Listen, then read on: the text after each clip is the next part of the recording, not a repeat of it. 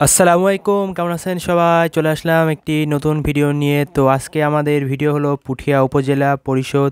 পুঠিয়া উপজেলা রাজশাহী জেলার পুঠিয়াতে অবস্থিত একটি উপজেলা। পুঠিয়া উপজেলাতে অনেক সুন্দর ইসলামিক মসজিদ আছে। পুঠিয়া উপজেলা মডেল মসজিদ, এছাড়াও নির্বাচন কমিশন অফিস রয়েছে, এছাড়াও অনেক সুন্দর পরিবেশ রয়েছে। এই যে এটি হলো স্মৃতিসৌধ। তো এই ভিডিওটি অনেক দিন আগের করা, এখন অনেক কিছুই চেঞ্জ হয়ে গেছে, তাই আপনাদেরকে যে চেঞ্জ ছিল তা সবার দেখায়নি। এটি অনেক দিন আগেরকার ভিডিও, তাই আগেরগুলাই দেখতে থাকুন। ইনশাল্লাহ পরবর্তীতে কী কী চেঞ্জ হয়েছে সেই নিয়ে আপনাদের আরেকটি ভিডিও দেব, সবাই টেনশন করেন না। তো এইগুলো হলো অফিস। উপজেলা পরিষদের ভিতরে বিভিন্ন অফিস রয়েছে, চেয়ারম্যানের কার্যালয় রয়েছে, তারপরে পুঠিয়া উপজেলার এই যে মেন জায়গা নির্বাহী অফিসারের কার্যালয়, অর্থাৎ এইখানে ইউনো স্যার বসে থাকে। তারপরে এই দিকে দিয়ে যেতে হয়, এদিক দিয়ে যেতে লাগে ডান সাইডে এই জায়গাতে খেলাধুলার মাঠ আছে, সেটে ব্যাডমিন্টন ক্রিকেট টুর্নামেন্ট হয়, ব্যাডমিন্টন টুর্নামেন্ট। তারপরে এই যে এটি হলো নির্বাচন পরিষদ অফিস, আর এইদিকে শৌচাগার আছে এবং এখানে আরেকটি মসজিদ আছে। তো এই মসজিদটি অনেক আগে থেকের, ওই মসজিদে সবাই নামাজ কালাম পড়ে।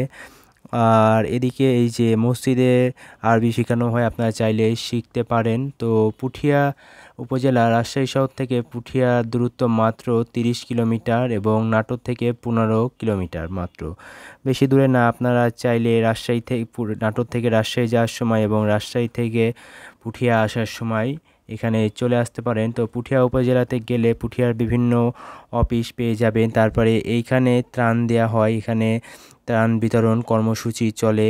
এছাড়াও এর মধ্যে সুন্দর সুন্দর পুকুর আছে, অনেক নার্সারি আছে। নার্সারিগুলোতে ছোটোখাটো অনেক ধরনের গাছ পাওয়া যায়। আর এইখানে পুঠিয়াতে বিভিন্ন ধরনের মেলা হয়, উন্নয়নব্যাপী মেলা, বৃক্ষ মেলা, তারপরে বিজ্ঞান মেলা। এটি একটি নির্দিষ্ট সময়ে হয়ে থাকে, আপনারা চাইলে সেই মেলাগুলোতে আসতে পারেন, অংশগ্রহণ করতে পারেন। এইখানকার পরিবেশ খুবই সুন্দর, মনোরম পরিবেশ। আর এই যে পুকুর আছে, এই পুকুরে মাছ চাষ হয়, দেখতে অনেক ভালো লাগে।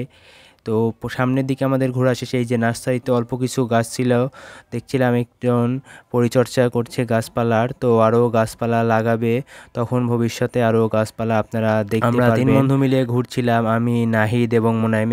পুঠিয়া উপজেলার বর্তমান আয়তন 192.64 বর্গ কিলোমিটার। প্রাচীন জমিদার বাড়ির জন্য পুঠিয়া বিখ্যাত। এখানে বাংলাদেশের সবচেয়ে বেশি সংখ্যক ঐতিহাসিক মন্দির রয়েছে। রাজশাহীর বিখ্যাত জনহৈতৈষী পুঠিয়া রাজপরিবারে হিন্দু জমিদার রাজাদের দ্বারা মন্দিরগুলো প্রতিষ্ঠিত হয়েছিল।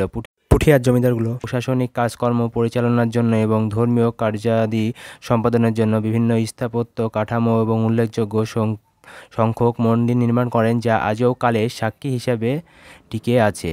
পুঠিয়া এখানকার প্রকৃতির মধ্যে পাঁচানী রাজবাড়ি বা পুঠিয়া জমিদার বাড়ি অন্যতম। এছাড়াও রয়েছে চারানী রাজবাড়ি, যেটি এখন ভাঙ্গা রাজবাড়ি নামে পরিচিত, ও 13টি মন্দির রয়েছে। পুঠিয়ায় প্রত্নতত্ত্বের মধ্যে 14টি স্থাপনা রয়েছে, যেমন হাওয়াখানা রয়েছে, পুঠিয়া জাদুঘর রয়েছে। পুঠিয়া উপজেলায় 6টি ইউনিয়ন পরিষদ রয়েছে: পুঠিয়া ইউনিয়ন পরিষদ, বেলপুকুর ইউনিয়ন পরিষদ, বানেশ্বর ইউনিয়ন পরিষদ, ভাল্লুকগাছি ইউনিয়ন পরিষদ, শিলমারিয়া ইউনিয়ন পরিষদ এবং জিউপাড়া ইউনিয়ন পরিষদ। পুঠিয়া রাজবংশের প্রতিষ্ঠাতা হয়েছিল সম্রাট আকবরের আমলে।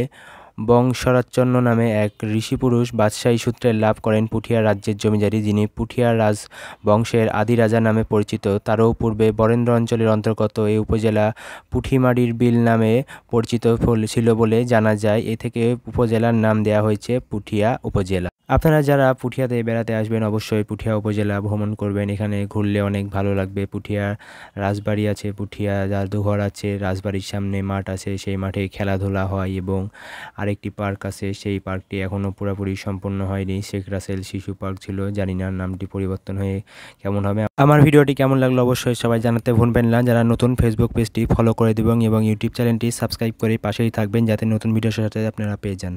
ভিডিওটি এ পর্যন্ত, সকলকে শেষ পর্যন্ত দেখার জন্য ধন্যবাদ। ভালো থাকবেন, আল্লাহ হাফেজ।